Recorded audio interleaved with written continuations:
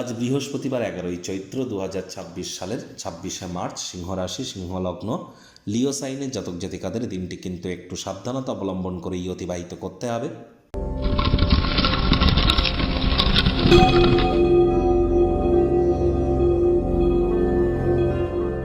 ভিডিওটির শুরুতেই স্ক্রিনে আপনারা দেখতে পাচ্ছেন শ্রীরামজির প্রণাম মন্ত্র।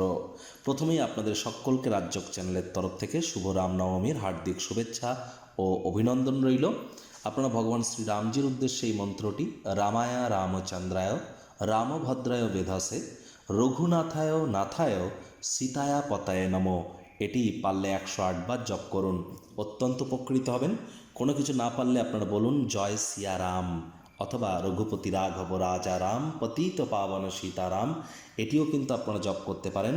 তাহলে দেখবেন আপনার ব্যক্তিত্বের সমৃদ্ধি হওয়া থেকে শুরু করে আপনার পরিবার, আপনার সমাজ, আপনার শরীর, আপনার ধর্ম, আপনার অর্থ, সকল ক্ষেত্রেই আপনারা নিজেদেরকে মহিমান্বিত করতে সক্ষম হবেন।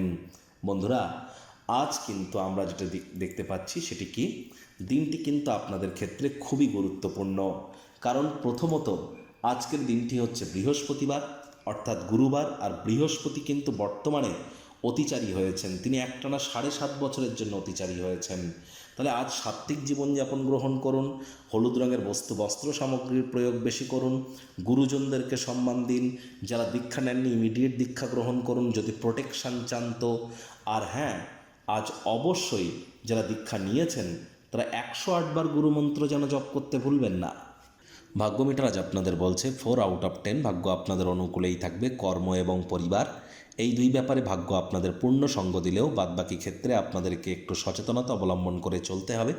দেখুন, কোনো নেগেটিভ বা নেতিবাচক কথাবার্তা বলতে কিন্তু আমাদেরও ঠিক ভালো লাগে না, তবে গ্রহ নক্ষত্রের হেরফের অনুযায়ী ইন জেনারেল ডেলি প্রেডিকশন আমরা প্রস্তুত করে থাকি। যাদের চন্দ্র রাশি সিংহ অর্থাৎ মুন সাইন লিও, এই গণনা তাদেরই অধিকাংশ ক্ষেত্রে খাটবে। আর যাদের সিংহ লগ্ন তাদেরও কিন্তু আংশিক খাটতে চলেছে।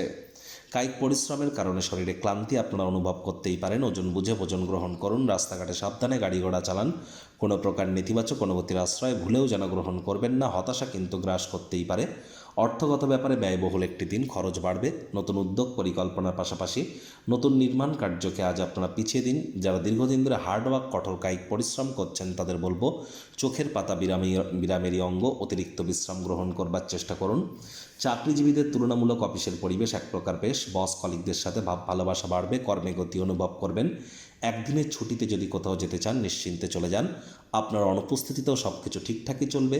যদি কোনো সমস্যা দেখাও দেয় আপনি ঘুরে এসে সব কিছু ঠিক করে নিতে পারবেন।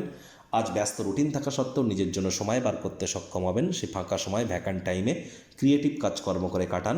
রাজনীতিবিদরা জনসংযোগ বৃদ্ধি করতে পারলে পপুলারিটি বাড়বে। শিক্ষার্থী বিদ্যার্থীদের পড়াশোনায় মনোযোগ আরও বৃদ্ধি করতে হবে উচ্চশিক্ষার জন্য। যারা বিদেশ যাত্রার কথা ভাবছিলেন ভাগ্যদেবী আপনাদের পক্ষে নেই।